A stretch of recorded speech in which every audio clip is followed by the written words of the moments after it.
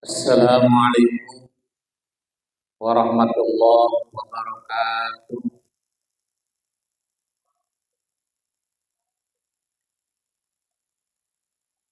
Alhamdulillahilladzi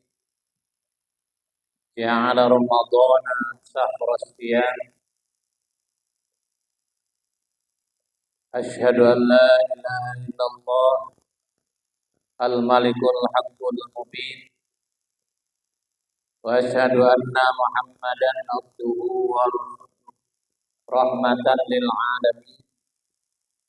Allahumma shalli wa sallim wa barik ala nabiyyina Muhammadin khatamil anbiya'i wal mursalin wa ala alihi wa ashabihi ajma'in. Amma ba'du, ayyuhal hadirun wal hadirat, ittaqullah haqqa tuqatih wa la tamutunna illa wa antum muslimun. Al-mukarramun, bapak-bapak, ibu-ibu, jamaah Masjid Taqwa Padang Jaya,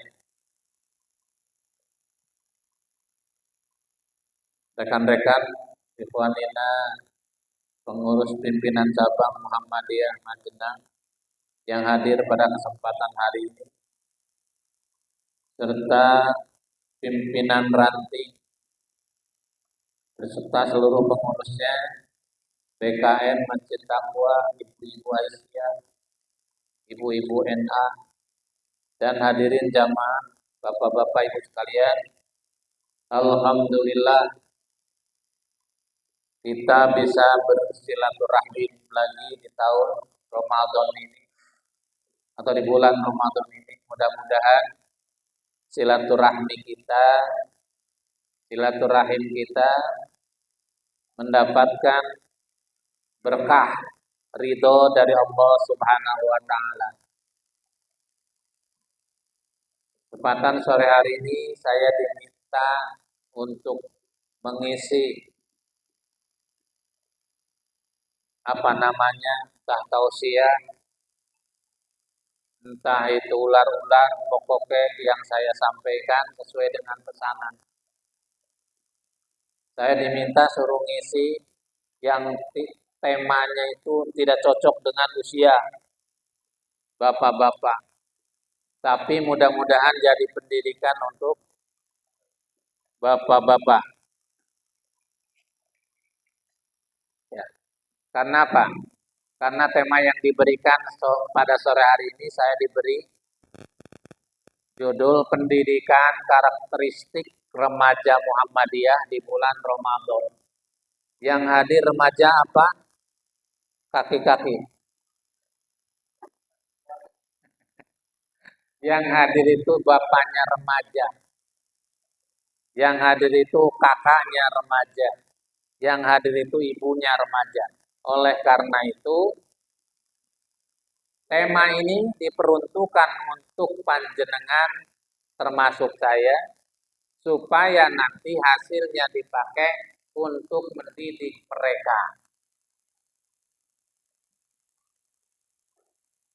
Kalau lihat dari tema ini, mungkin bisa dijadikan patokan atau tidaknya, tergantung kita sendiri. Namanya mendidik itu beda dengan mengajar. Kalau mengajar, menyampaikan ilmu, yang penting anak bisa atau tidak.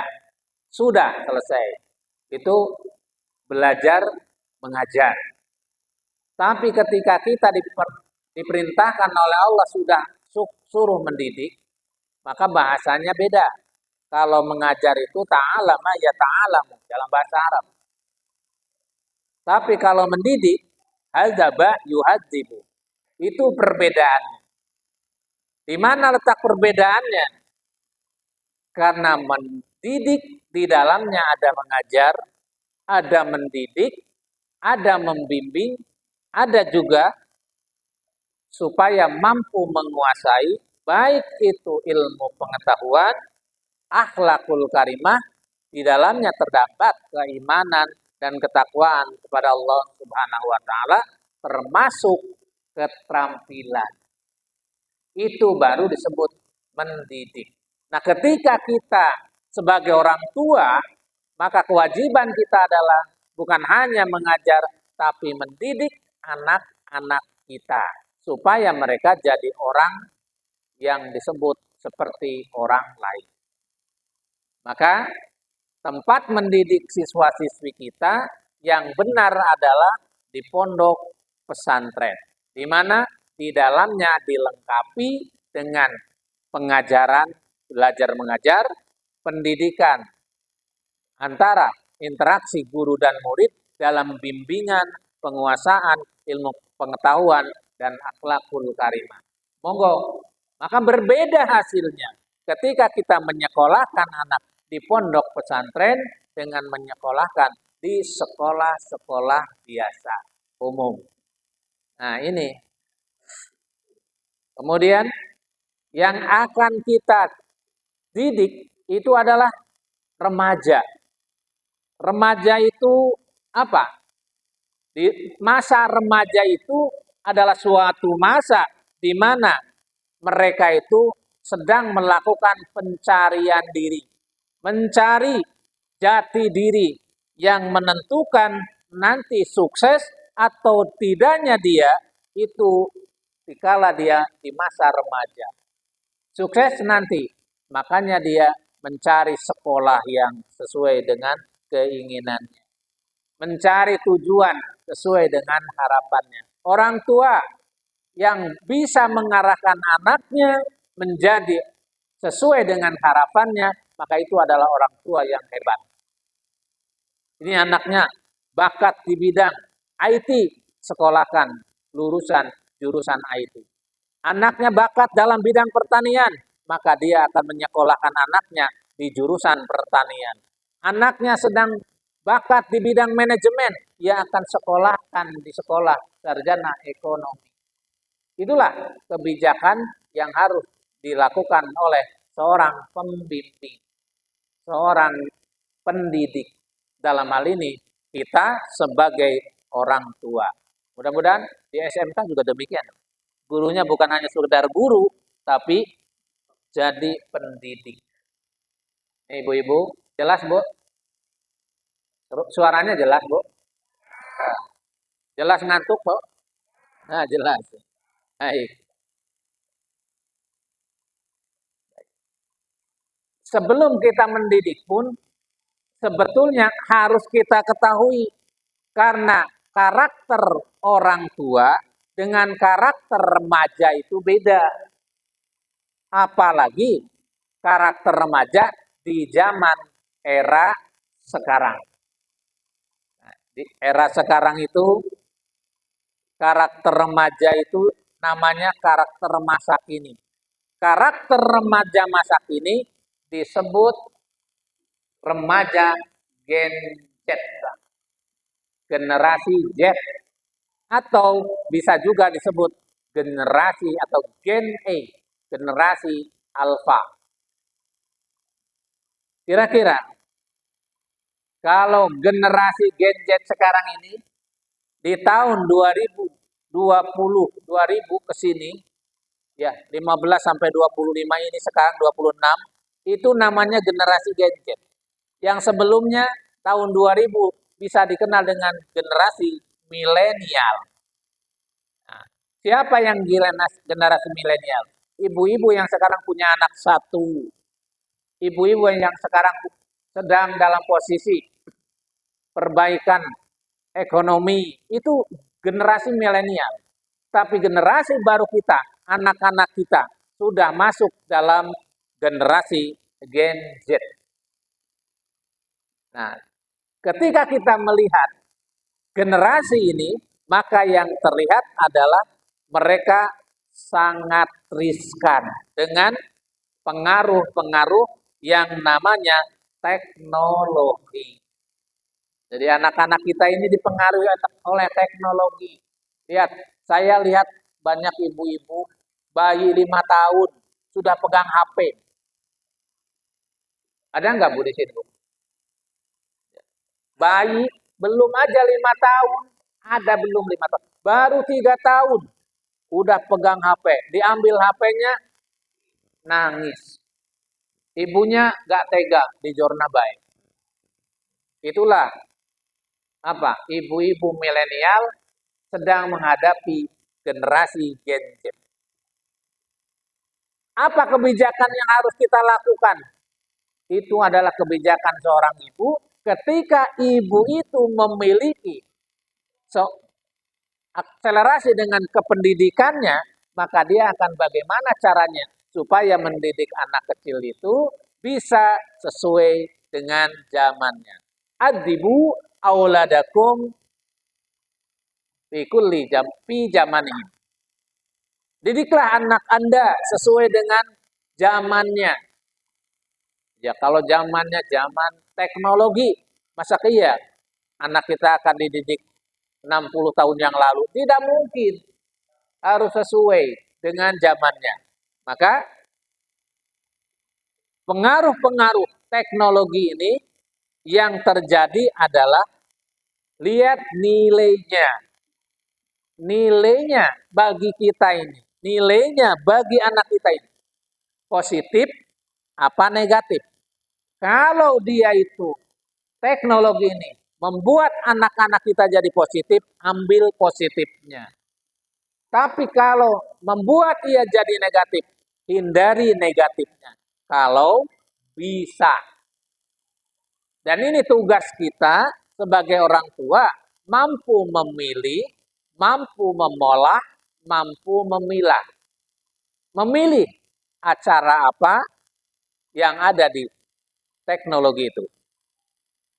Memolah bagaimana teknologi itu supaya bisa diterap oleh anak dan anak menjadi pintar karena keteknologiannya.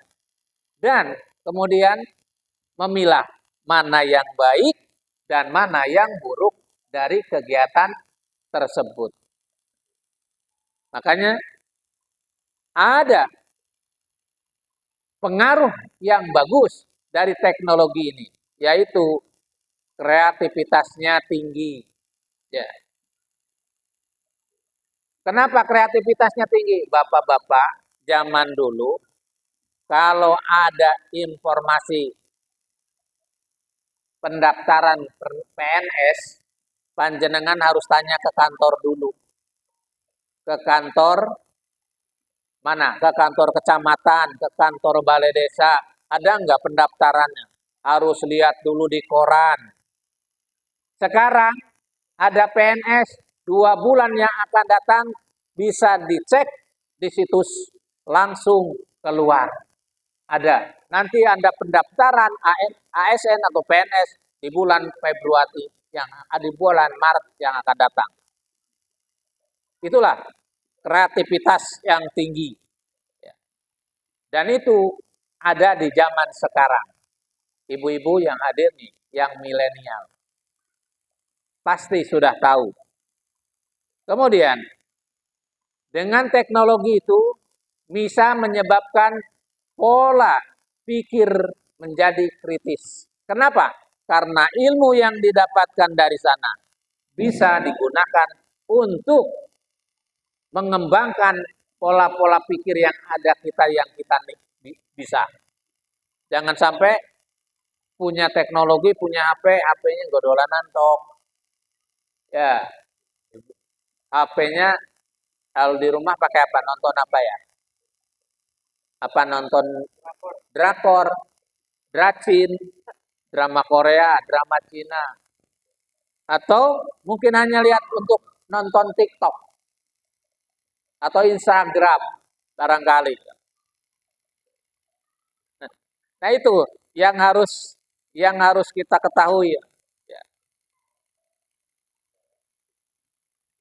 bahwa dengan adanya teknologi ini pula maka remaja kita termasuk remaja yang melek digital.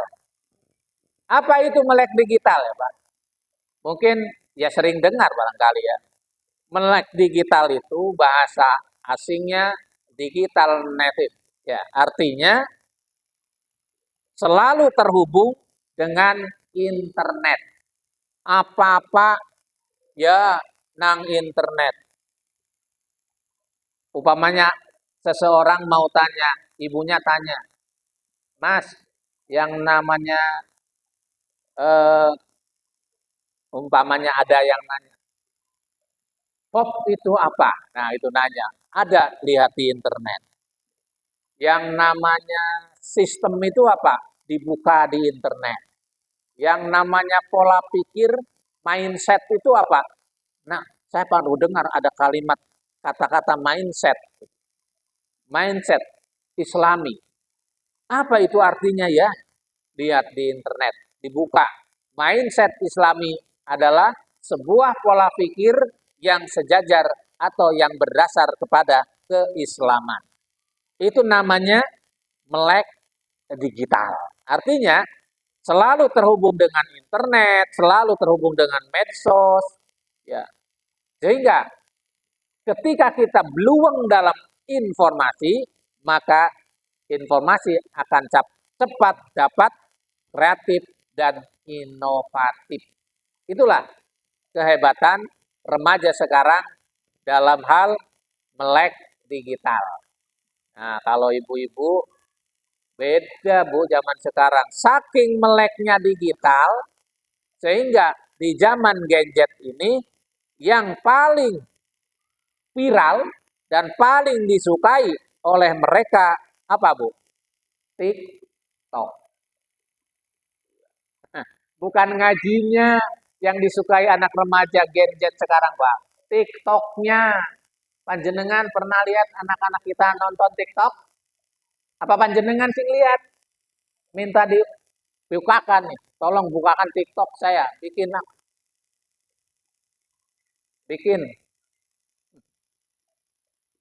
itu. Dibikinkan TikTok. Nanti nonton TikTok tiap hari. Ada. Isinya apa? Berapa lamanya TikTok itu?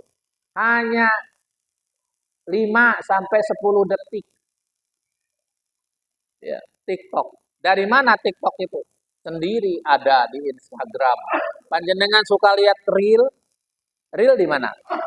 Reel itu termasuk bagian dari Instagram. Panjenengan lihat foto, wah, naudzubillah. Kalau kita mau lihat ke sana banyak sekali. Maka kelebihan juga dari generasi gadget yang berkarakter itu adalah berani berpendapat. Nah, berani berpendapat. Artinya tidak kalah set lah. Saya pokoknya berani ngomong lewat umpamanya ada tulisan chat di Facebook dijawab, ada gambar di Instagram langsung di like, di komen dan sebagainya. Maka itulah hal yang terjadi di zaman sekarang ini. Bapak-bapak, ibu-ibu yang dirahmati Allah. Ada di samping ada kelebihan, juga ada kelemahannya. Apa kelemahannya? Kelemahan mereka itu adalah cenderung mudah insecure. Ya, insecure. Apa itu insecure?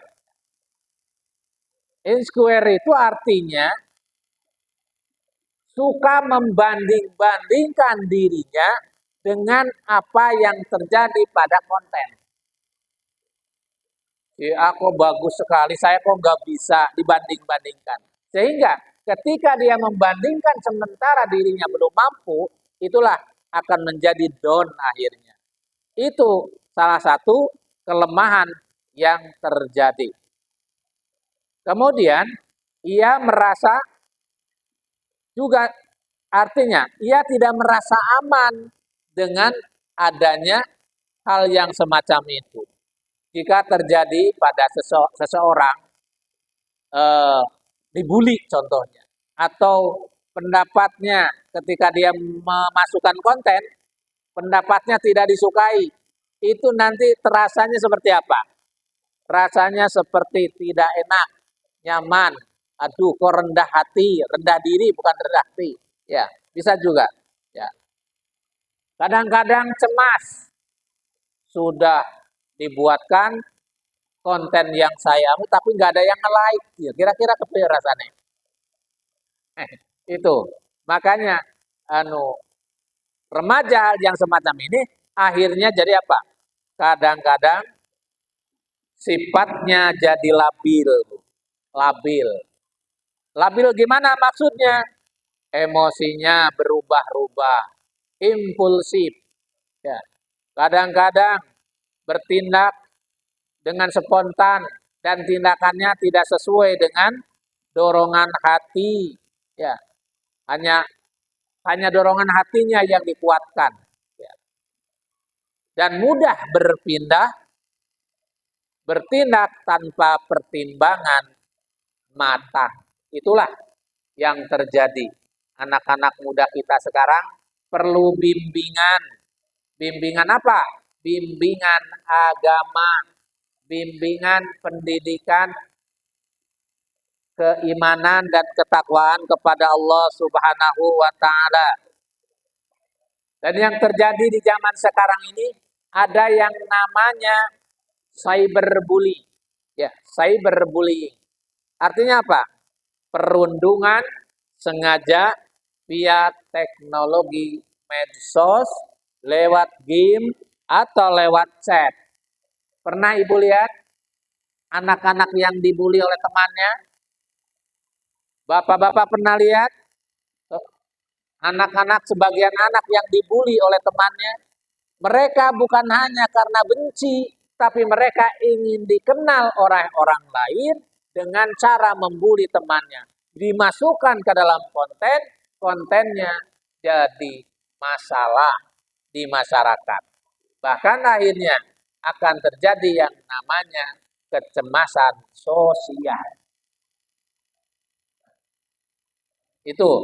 Oleh karena itu, maka di dalam Islam remaja ini harus diterapkan yang namanya pendidikan akhlak yang terpuji.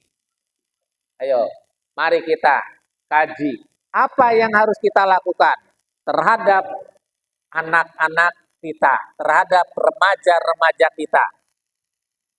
Sebab apa? Sebab pada prinsipnya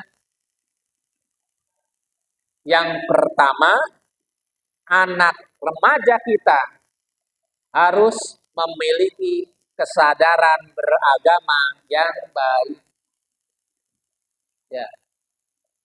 Kesadaran beragama yang baik itu tidak akan didapat kalau anak-anak bapak, anak-anak ibu, anak-anak yang kita sekolahkan tidak berdasarkan sekolah yang memiliki pelajaran agama yang cukup.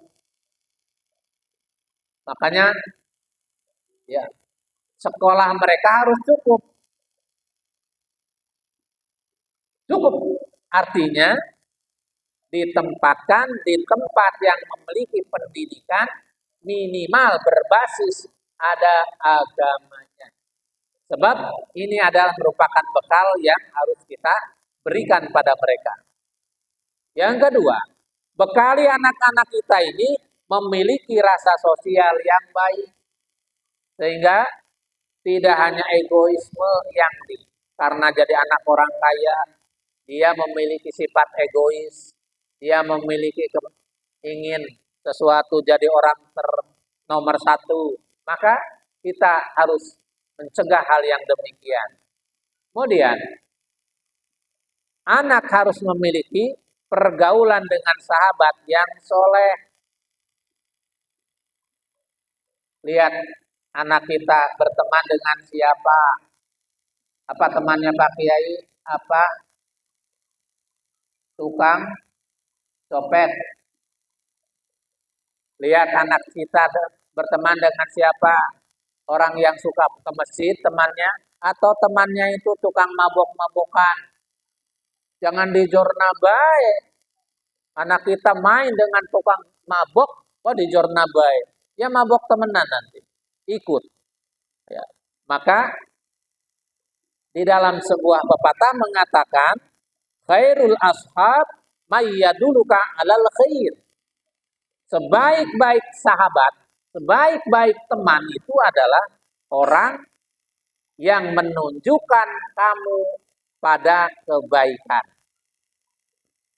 Artinya, kalau ingin anak kita baik, maka dia hendaknya berteman dengan anak-anak yang baik. Nah, kalau anak kita sekolah di luar sana, di sekolah umum, pulang dengan siapa kita nggak tahu. Bermain dengan siapa kita nggak tahu. Bergaul dengan siapa kita nggak tahu. Tapi lihat di sana, di pondok pesantren. Mereka tidak pulang. Sholatnya disuruh berjamaah, temannya berjamaah semua. Setelah berjamaah mereka ngaji, temannya ngaji semua. Temannya makan dengan kangkung, dia makan dengan kangkung semua.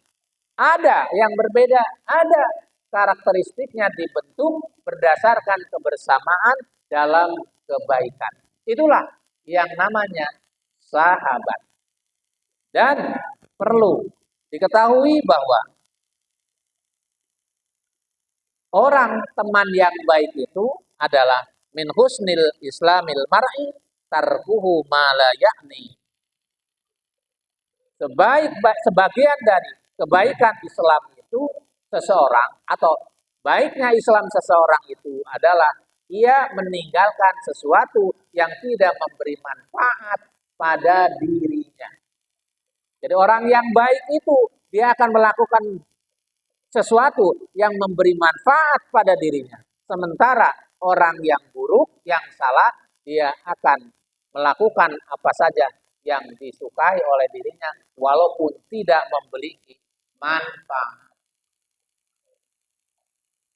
Bapak-bapak, ibu-ibu yang saya hormati, masih ada sisa 8 menit yang ingin kami sampaikan. Bahwa bagaimana secara keseluruhan bagi manusia. Kalau kita sebagai hamba Allah, kita selalu memohon kepada Allah. Allahumma inni ala zikrika wa syukrika wa husni ibadatik.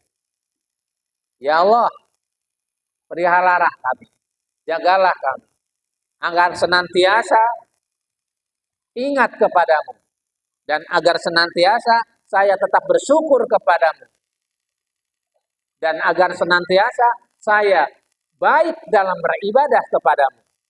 Itu doa yang kita panjatkan. Maka sebaik-baik manusia, khairun nas ahsanuhum khuluqan wa anfa'uhum linnas. Sebaik-baik manusia itu adalah orang yang berakhlak mulia. Akhlaknya bagus, mulai dari ucapan, perbuatan, tingkah laku, dan seluruh baik di dalam pada dirinya sendiri atau kepada istrinya, kepada anaknya, kepada keluarganya, kepada saudaranya, kepada sesamanya, akhlaknya sama. Itu sebaik-baik manusia. Wa ahsanuhum wa anfa'uhum linnas. Dan bukan hanya baik, tapi dia memberi manfaat bagi dirinya, manfaat bagi istrinya, manfaat bagi anak-anak dan keluarganya, manfaat bagi ibu bapaknya, manfaat bagi orang lain. Nah, sementara ini, sudahkah kita termasuk orang yang baik? Sudahkah kita menjadi orang yang paling baik? Satu jawabannya, tanyakan pada diri sendiri. Sudahkah saya menjadi orang yang baik kepada orang tua saya? Kalau belum bisa berbuat baik kepada kedua orang tua saya, itu belum dianggap orang baik. Walaupun baik pada diri sendiri, tapi belum baik kepada orang tua, belum disebut orang baik. Hati-hati, oke? Dan itu dilandasi dengan iman dan amal soleh kita. Hadirin jamaah Masjid Taqwa Padang Jaya yang dirahmati Allah. Kemudian selanjutnya bahwa remaja atau akhlak yang terpuji yang harus kita terapkan kepada mereka itu adalah supaya mereka mengisi waktu dengan kegiatan yang positif. Anak-anak kita ajari bagaimana supaya mereka mengikuti kegiatan kesehariannya dengan yang positif. Kalau di rumah beda dengan saya katakan tadi di lembaga. Di rumah anak kita banyak main HP. Ibu-ibu punya anak di rumah. Sehari semalam pegang HP berapa jam? Full. Ya. Full kan Pak? Habis subuh pegang HP. Habis mau berangkat pegang HP. Pulang sekolah pegang HP. Asar, sholat asar kalau sholat. Setelahnya pegang HP. Di pondok pesantren tidak ada yang boleh pegang HP kecuali mau telepon ibu bapaknya. Apakah jadi bodoh mereka? Tidak. Apakah mereka tidak diajari teknologi? Diajari. Karena mereka keluar dari pondok pesantren, mereka harus bisa menggunakan laptop, harus bisa menggunakan internet, dan itu semua diajarkan di pondok pesantren, termasuk pesantren Darul Ulum. Cuma saja mereka ora on dolanan HP. Sebab apa? Laisa bimanfaat. Tidak memiliki manfaat. Makanya tadi anfa'uhum linnas. Memberi manfaat pada orang lain.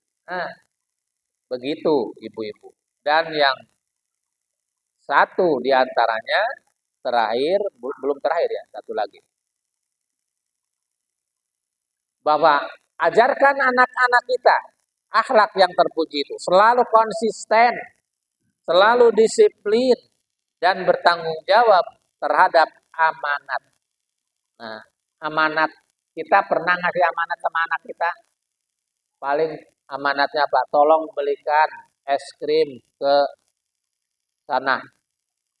Mixue. Itu amanatnya. Pulang dapat es krim. Itu amanat. Ya. Tapi amanat yang lain, amanat Bapak. Tolong ya nanti kalau Bapak pergi kamu jangan dolanan HP baik ya. Amanatnya dilaksanakan boten? Kemungkinan boten. Tanggung jawabnya mana? Belum ada. Ya ini beratnya kita ini menghadapi anak remaja Gen Z itu betul-betul harus dengan bijaksana. Nah, kebijaksanaan itu tidak bisa kita laksanakan dengan tangan kita sendiri, dengan bapak dan ibu sendiri. Maka silakan tangani, serahkan pada pembimbing yang konsisten dalam pendidikan di pondok pesantren. Nah, insya Allah aman tentang gak usah khawatir anaknya jadi bodoh teknologi. Dan yang terakhir, tidak mudah terlena dengan kesenangan. Tidak mudah terlena dengan kesenangan. Apa sebabnya? Ya tentu saja yang namanya main gadgets ini seneng Bu. Arep pirang jambai orang ngantuk. Arep pirang jambai ngentek kena kuota. Arep berapa saja yang kita pakai asal masih ada baterainya isi terus. Kecuali mandeg nek baterai nek entek. Mandeg nek kuotane telas. Mandeg nek wis apa? Mandeg nek wis laka wektune maning. Ya wis terpaksa kudu mandeg. Mulanya ayo mari kita ajari anak-anak kita supaya mengerti apa itu yang namanya mengejar cita-cita sesuai dengan harapannya. Kita mampu hanya mendorong dan memicu supaya mereka jadi orang yang baik. Maka asyarafu bil adab la bin nasab. Kemu, apa? Kemuliaan itu bukan dengan turunan. Kemuliaan itu diperoleh bukan dengan harta kekayaan. Kemuliaan itu bukan diperoleh oleh jabatan, tapi kemuliaan itu akan diperoleh dengan adab, tingkah laku, kesopanan, akhlakul karimah. Mudah-mudahan apa yang kami sampaikan pada sore hari ini memberi manfaat khusus saya pribadi bersama keluarga dan bapak-bapak yang paham apa yang kami sampaikan tadi. Mari kita bersama-sama mendidik anak-anak kita menjadi orang yang hebat, yang sesuai dengan ajaran Islam dan Muhammadiyah, membantu dengan pondok pesantrennya, baik itu Darul Ulum maupun Nurul Iman. Semoga bermanfaat. Afwan minkum. Ila liqa. Ma'assalamah. Siha wal afiyah. Fil awqatil atiyah. Insyaallah. Billahi taufiq wal hidayah. Wassalamualaikum warahmatullahi wabarakatuh.